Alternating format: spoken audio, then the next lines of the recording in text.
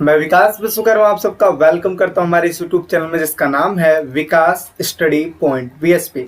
सो friends, इस video में हम बात करने वाले हैं 12th क्लास का पॉलिटिकल साइंस जो चैप्टर नंबर 2 नियोजित विकास की राजनीति, पॉलिटिक्स ऑफ प्लान डेवलपमेंट। ये चैप्टर है आपका सेकंड चैप्टर, इसके बारे में हम पढ़ने वाले हैं। तो चलिए स्टार्ट करते हैं।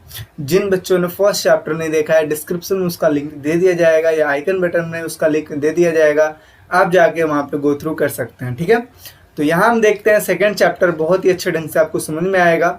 ठीक है, नियोजित विकास की राजनीति, पॉलिटिक्स ऑफ प्लान डेवलपमेंट। सबसे पहले हम समझते हैं नियोजित का मतलब क्या होता है। ठीक है, यानी कि नियोजित का मतलब क्या होता है, फिर डेवलपमेंट समझेंगे, फिर राजनीति समझेंगे, इस तरीके से हम समझने वाले हैं। तो नियोजित का मतलब क्या होता है, प्लान का मतलब क्या होता है कि आप कोई भी लक्ष्य निर्धारित करते हो, ये चीज़ मुझे अचीव करना है। ठीक है, और उसके लिए आप एक समय सीमा डिसाइड करते हो कि मुझे 1 महीने के अंदर अंदर मुझे ये जो बुक है ये कंप्लीट कर देनी है। इसको क्या बोलते हैं, प्लान बोलते हैं ना, और प्लान को ही नियोजित बोलते हैं, नियोजित। ठीक है, ऐसे ही यहाँ पे नियोजन किया गया था एक कृषि के रिगार्डिंग, मतलब क्या है कि देश को कैसे डेवलप करना है, उस चीज़ के लिए नियोजित विकास की राजनीति तय की गई थी। ठीक है, तो इसी की वजह से इस चैप्टर हमें पढ़ाया जाता है नियोजित विकास की राजनीति, जिसमें हम बहुत सारी चीज़ों के बारे में पढ़ने वाले, जैसे हरित क्रांति हो गया, बॉम्बे प्लान के बारे में हो गया, श्वेत क्रांति के बारे में हो गया। ठीक है, और जो 1960 का दशक था, जो बेहद ही खतरनाक दशक था भारत के लिए, क्योंकि इसमें पंडित जवाहरलाल नेहरू की डेथ हो गई थी, लाल बहादुर शास्त्री की डेथ हो गई थी। ठीक है, तो इसके बावजूद भी हमारी अर्थव्यवस्था धीरे धीरे करके सुधरी। तो कैसे कैसे क्या क्या हुई, इन सभी चीज़ों के बारे में हम पढ़ने वाले हैं। ठीक है, तो यहाँ पे देखिए नियोजित विकास का मतलब क्या होता है, पहले इस चीज़ को समझते हैं। नियोजन का मतलब होता है कम से कम व्यय द्वारा उपलब्ध संसाधनों का प्रयोग करते हुए पूर्व निश्चित लक्ष्यों को प्राप्त करना। ध्यान से यहाँ पे समझिएगा, कम से कम व्यय यानी कि जो खर्चा है वो कम से कम करना, और जो भी आपके पास संसाधन उपलब्ध हैं उन संसाधनों का प्रयोग करना, और प्रयोग करने के बाद पूर्व निश्चित लक्ष्य, पूर्व का मतलब होता है पहले, निश्चित का मतलब होता है कि जो आपने डिसाइड कर रखा है, लक्ष्य का मतलब होता है जो आपने गोल बना रखा है उनको प्राप्त करना। यानी कि जो भी आपने पहले जो गोल बना रखा है उसको कम से कम व्यय के द्वारा, कम से कम खर्चे में जितने भी संसाधन आपके पास उपलब्ध हैं उन्हीं संसाधनों का यूज करके प्राप्त करना ही क्या कहलाता है, नियोजित कहलाता है। ठीक है, तो ये समझ में आ गया। नियोजन का अर्थ होता है कम से कम व्यय द्वारा उपलब्ध संसाधनों का प्रयोग करते हुए पूर्व निश्चित लक्ष्यों को प्राप्त करना ही क्या कहलाता है, नियोजन कहलाता है। योजनाबद्ध विकास को नियोजित विकास कहते हैं। यानी कि कोई भी आप चीज कर रहे हो जो कि योजनाबद्ध तरीके से कर रहे हो, प्लान करके कर रहे हो, उसी को क्या बोलते हैं, नियोजित विकास कहते हैं। ठीक है, वर्तमान समय में नियोजन का विशेष महत्व है। नियोजन से अभिप्राय किसी कार्य को व्यवस्थित ढंग से करने के लिए तैयार करना, कुछ विशेष उद्देश्यों की प्राप्ति के लिए विधि निर्धारित करना ही नियोजन कहलाता है। ये देखिए विभिन्न डेफिनेशन आपको दिया गया, इसमें से जो भी आपको अच्छा लगता है उसको याद कर लीजिएगा, तीनों डेफिनेशन आपके लिए सही है। ठीक है, और सब में एक ही चीज़ बोला गया है कि आप कोई भी लक्ष्य को प्राप्त करते हो उसके लिए एक समय सीमा बनाते हो, और पहले ही डिसाइड कर लेते हो कि मुझे अचीव क्या करना है, और उसी के लिए आप धीरे धीरे काम करते हो। इसी को क्या बोलते हैं, नियोजन ही बोलते हैं। ठीक है, तो नियोजित विकास हो गया। अब बात करते हैं क्या क्या चीज़ पढ़ने वाले हैं। देखिए टॉपिक है, कौन कौन से टॉपिक को हम रीड आउट करने वाले हैं। तो पहला चीज़ देखेंगे, आज़ादी के बाद भारतीय अर्थव्यवस्था, यानी कि जब भारत आज़ाद हुआ तो उसके पास क्या व्यवस्था थी, क्या अर्थव्यवस्था में क्या क्या चीज़ देखने को मिला। दूसरा, विकास के मॉडल पढ़ेंगे, जहाँ पे समाजवाद मॉडल और पूंजीवाद मॉडल। उसके बाद विकास का अर्थ, मिश्रित मॉडल, इसके अलावा विकास की विचारधाराएं, और यहाँ पे जो दो विचार, मतलब जो दो पंथी हैं जिसको वामपंथी और दक्षिण पंथी बोलते हैं। ठीक है, इनकी क्या क्या विचारधाराएं थी विकास को लेकर, इसके बारे में पढ़ेंगे। नियोजन के बारे में पढ़ेंगे, और नियोजन किस टाइप से हुआ, जैसे योजना आयोग के द्वारा हुआ, और फिर आगे चल के इसी को चेंज कर दिया जाता है नीति आयोग में। ठीक है, तो उसके बारे में पढ़ेंगे। पंचवर्षीय योजना के बारे में पढ़ेंगे। तो हालांकि कई सारी पंचवर्षीय योजना चलती आ रही है, लेकिन इसमें से 2 इंपॉर्टेंट है स्टार्टिंग, उसके बारे में पढ़ेंगे। और मुख्य विवाद, यानी कि इन दोनों में से कौन सा बेटर था, लोगों के माइंड में कंफ्यूजन था, तो इस वजह से कृषि बनाम उद्योग और निजी क्षेत्र बनाम सार्वजनिक क्षेत्र के बारे में पढ़ेंगे। यानी कि इसका मतलब होता है वर्सेस, यानी कि कौन सा बेटर है, कृषि और उद्योग, और इसके अलावा निजी क्षेत्र या सार्वजनिक क्षेत्र, इनके बारे में पढ़ेंगे। और भूमि सुधार, और लास्ट में हरित क्रांति। इसमें एक टॉपिक और है जिसको हम पढ़ेंगे श्वेत क्रांति। ठीक है, श्वेत क्रांति के बारे में पढ़ेंगे। बॉम्बे प्लान वगैरह तो इसी में सारी चीज आ जाएगा। ठीक है, चलिए स्टार्ट करते हैं। तो पहला चीज समझते हैं, टॉपिक है आजादी के बाद भारत की अर्थव्यवस्था। तो जैसे कि आपको पता है कि जो हमारा देश आजाद हुआ था उसके बाद जो अर्थव्यवस्था थी पूरी तरीके से खत्म हो चुकी थी, चरमरा चुकी थी का मतलब क्या होता है कि हमारी अर्थव्यवस्था थोड़ी सी तहस नहस हो गई थी, क्योंकि आज़ादी के साथ साथ भारत का विभाजन भी हो गया था, इंडिया बना दिया गया था और पाकिस्तान बना दिया गया था। ठीक है, और इस टाइम पे भारत के ऊपर से धीरे धीरे कर्ज लगते हुए चला गया, यानी कि भारत कर्ज लेना स्टार्ट कर दिया देश के डेवलपमेंट के लिए। ठीक है, और कृषि के ऊपर ज़्यादातर लोग निर्भर थे, 60% जो भी जनसंख्या थी वो कृषि के ऊपर ही निर्भर थी। तो बहुत ही ज़्यादा दिक्कत हो गया था इसी वजह से। ठीक है, भारतीय अर्थव्यवस्था पूरी तरीके से चरमरा चुकी थी। तो यहाँ पे देखिए क्या लिखा है, आज़ादी के समय भारत की अर्थव्यवस्था क्या थे, डगमगा गई थी या चरमरा गई थी, जो भी आप बोल सकते हैं। आगे लोग ज़्यादातर कृषि पर निर्भर थे, उद्योगों का विकास धीमा हो चुका था, उतना ज़्यादा डेवलपमेंट नहीं हो रहा था, क्योंकि अचानक से आज़ाद हुए थे और धीरे धीरे अंग्रेज जब छोड़ के गए तो कहीं ना कहीं अपने देश को डेवलप करने के लिए सरकार बहुत धीरे धीरे मेहनत करना स्टार्ट की थी। ठीक है, जनसंख्या वृद्धि के साथ साथ अधिकतर लोगों का गरीब होना, यानी कि जनसंख्या बहुत ज़्यादा थी और ज़्यादातर जो लोग थे वो गरीब थे। आधारित संरचना का अभाव था, जैसे बिजली का, सड़क का, बाजार का इत्यादि चीज़ों का अभाव था, यानी कि कमी था। मूलभूत सुविधाओं का अभाव, जो भी नेसेसरी जो चीज़ थी ये भी ऑलमोस्ट नहीं थी। ये तो हम देखते हैं इतनी सारी डिस्पेंसरियाँ, इतने सारे स्कूल्स वगैरह खुल गए, लेकिन पहले के टाइम पे इतना नहीं था, टेक्नोलॉजी इतनी नहीं थी, सूचना इतनी जल्दी लोगों तक नहीं पहुँच पाती थी। ठीक है, आगे बात करते हैं आज़ादी के साथ साथ भारत पाकिस्तान का विभाजन हो जाना, जिससे अर्थव्यवस्था को काफ़ी नुकसान पहुंचा। तो इत्यादि चीज़ें हैं जिसको हम समझ सकते हैं कि आज़ादी के बाद भारत की क्या अर्थव्यवस्था रही होगी। ठीक है, अगला टॉपिक बात करते हैं विकास के मॉडल। विकास के मॉडल जो होते हैं दो टाइप्स के होते हैं। मैंने आपको पहले ही चीज़ पढ़ा रखा है, आपको फर्स्ट चैप्टर फर्स्ट बुक का जब मैंने पढ़ाया था उसमें आपको बताया था विकास के दो टाइप से मॉडल होते हैं, एक समाजवादी, एक पूंजीवादी। अच्छा, पूंजीवादी किसके पास था, अमेरिका के पास। समाजवादी किसके पास था, सोवियत संघ के पास था। ठीक है, तो ये तो हम चर्चा कर चुके हैं, लेकिन फिर भी एक बार और देख लेते हैं। ठीक है, तो समाजवादी मॉडल, समाजवादी और पूंजीवादी मॉडल। तो इसमें क्या है, सबसे पहले समझते हैं विकास का अर्थ क्या होता है। विकास सबसे अभिप्राय उन्नति, प्रगति, कल्याण और बेहतर जीवन की अभिलाषा के विचारों से है। विकास का संबंध आर्थिक समृद्धि तथा आर्थिक सामाजिक न्याय से है। तो पहली चीज क्या समझ में आता है, किसी भी चीज में उन्नति होना यानी कि बढ़ना, प्रगति होना, कल्याण होना, बेहतर जीवन की जो अभिलाषा होती है, जो हमारी सोच होती है, वही सारा विकास कहलाती है। इसके अलावा आर्थिक समृद्धि, आर्थिक का मतलब होता है पैसा। अगर पैसा बढ़ता है, अगर किसी के पास पैसा होता है तो धीरे धीरे घर बनवाना स्टार्ट करता है, जमीनें खरीदना स्टार्ट करता है और धीरे धीरे रिच हो जाता है। तो मतलब आर्थिक विकास हुआ ना, तो लोग कहते हैं यार इसका तो डेवलपमेंट हो गया, ये बहुत ही अच्छे ढंग से तरक्की कर लिया है, या इस शहर का डेवलपमेंट हो गया। तो यही है आर्थिक समृद्धि होना।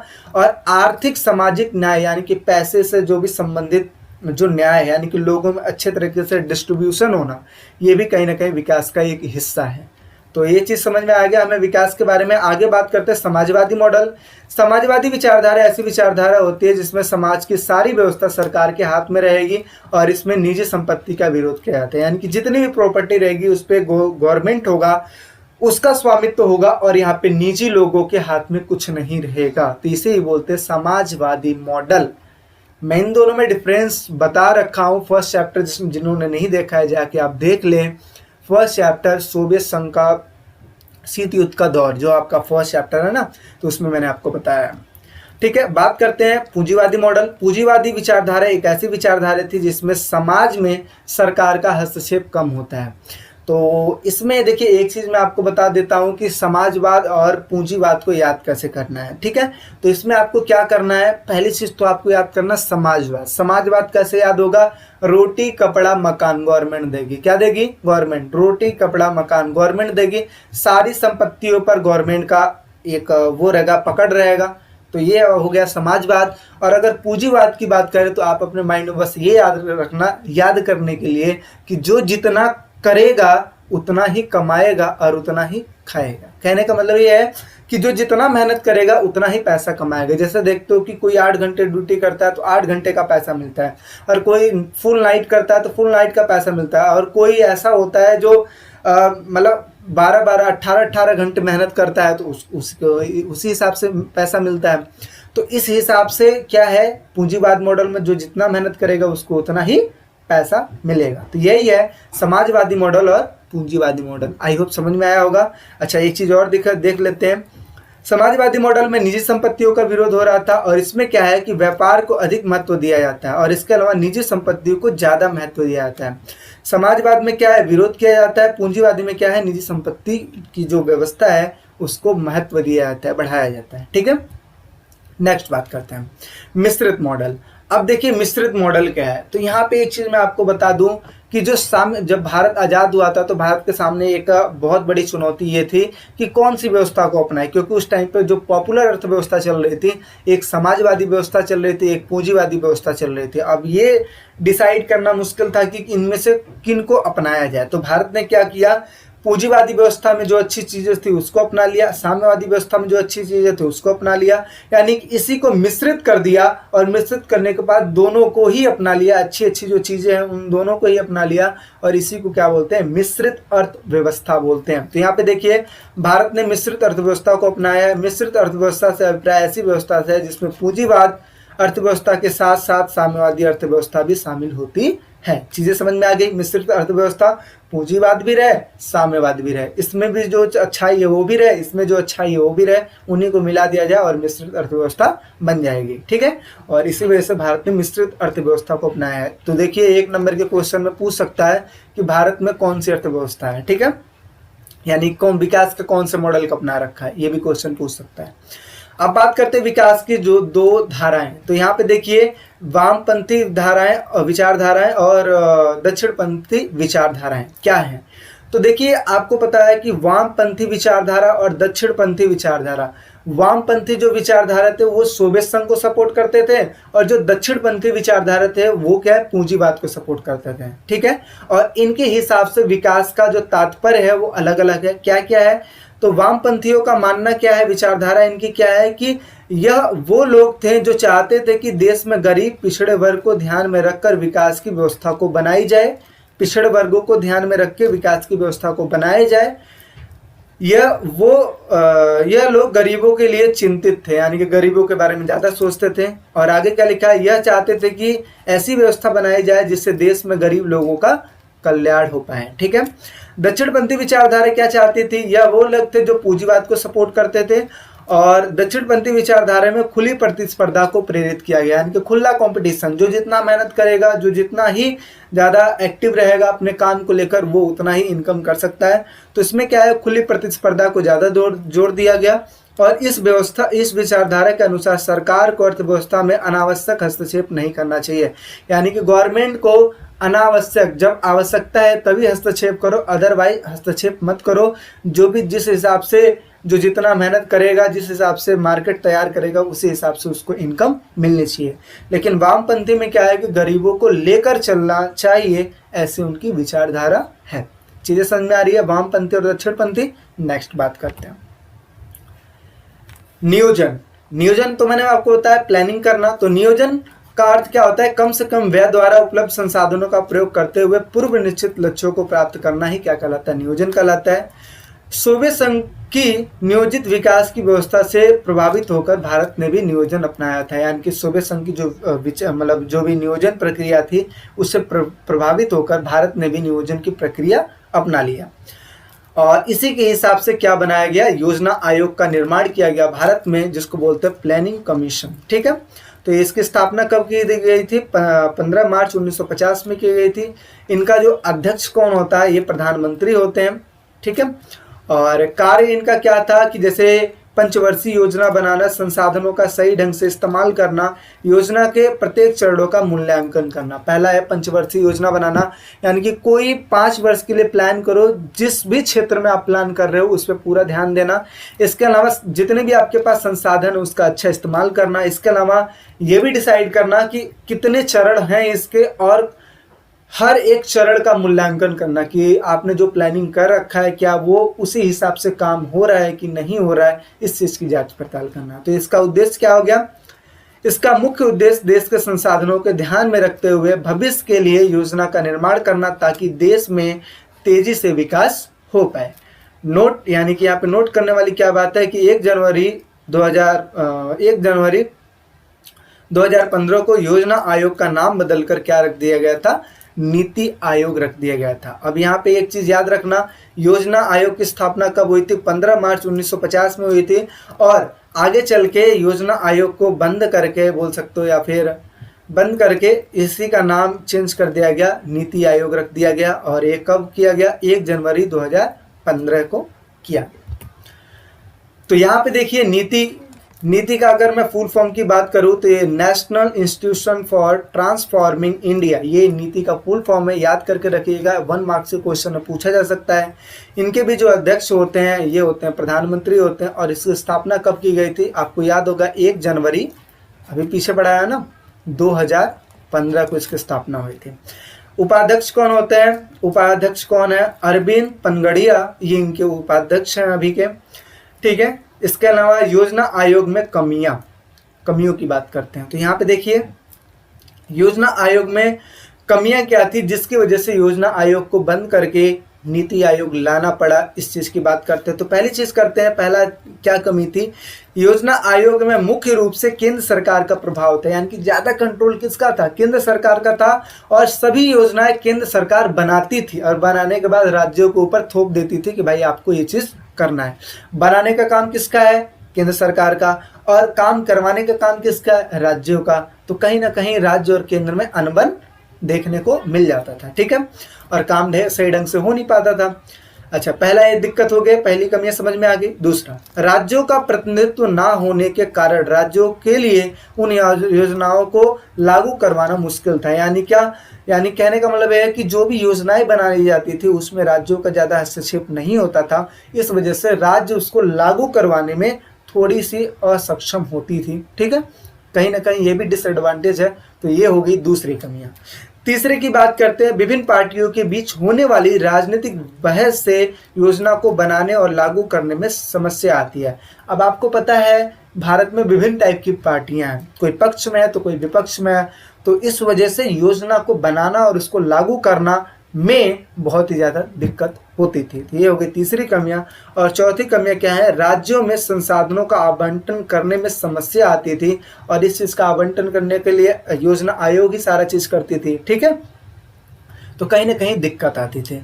तो योजना आयोग करती थी, तो इस वजह से इसमें दिक्कत आती। केंद्र सरकार का सारा कंट्रोल था योजना आयोग पे, तो कहीं ना कहीं ये दिक्कत थी और राज्य सरकार उसको सही ढंग से लागू नहीं कर पाती थी। नेक्स्ट बात करते हैं। तो यहाँ पे देखिए नीति आयोग बनने के कारण अब हमें समझ में पहला क्या चीज आया कि योजना आयोग में कमियां क्या थी। अब उस कमियों को दूर करके अब नीति आयोग लाया गया। अब नीति आयोग लाने का कारण तो वही होगा ना, जो उसकी कमियां है उसको दूर कर दो, और यही कारण हो जाएंगे नीति आयोग बनने के, ठीक है। तो यही है। देखिए पहला चीज है कि इन्हीं सब समस्याओं को देखते हुए, यानी कि जो योजना आयोग में जितनी भी कमियां थी उन्हीं सब समस्याओं को देखते हुए सरकार ने योजना आयोग को समाप्त करके 1 जनवरी 2015 को नीति आयोग की स्थापना कर दी। नीति आयोग में योजना आयोग की तरह संसाधनों का बंटवारा आयोग द्वारा नहीं किया जाता था, बल्कि अब यह जिम्मेदारी देश के वित्त मंत्रालय को सौंप दी गई। पहले क्या होता था? योजना आयोग करती थी, लेकिन अब क्या हो गया? ये वित्त मंत्रालय जो है इसको सौंप दिया गया कि भाई आप ही सारा चीज, मतलब जो भी पैसा है वो डिस्ट्रीब्यूट करोगे, बांटोगे। जिस वजह से संसाधन आवंटन की जो समस्या थी, संसाधन को बंटवारे की जो समस्या थी, वो क्या हो गई? धीरे धीरे समाप्त हो गई। आगे क्या होता है? संचालन परिषद में सभी राज्यों के लिए मुख्यमंत्री, यानी कि संचालन जो परिषद था जहां से संचालन होता था उसमें राज्यों के मुख्यमंत्री हो गए। और इसके अलावा केंद्र शासित जो प्रदेश थे वहां के उप राज्यपालों को स्थापित कर दिया गया, जिससे राज्यों के प्रतिनिधित्व की समस्या को समाप्त हुआ। यानी कहने का मतलब ये है कि जिसकी वजह से राज्यों की प्रतिनिधित्व की जो समस्या थी वो खत्म हुई। क्योंकि पहले राज्यों की जो प्रतिनिधित्व की जो समस्या थी वो ये थी कि केंद्र सरकार सारा का सारा डिसीजन ले लेती थी, योजना बना देती थी और राज्यों को लागू करना पड़ जाता था और राज्य उसको अच्छे ढंग से लागू नहीं करवा पाते थे। अब क्या है, अब इसमें क्या है, दोनों ही लोग रहेंगे, राज्य वाले भी रहेंगे, केंद्र शासित प्रदेश वाले भी रहेंगे। अब इससे क्या होगा कि जो भी योजनाएं बनाई जाएगी दोनों की सहमति से बनाई जाएगी और दोनों जो भी राज्य है केंद्र शासित प्रदेश है उसको अच्छे ढंग से लागू कर सकते हैं।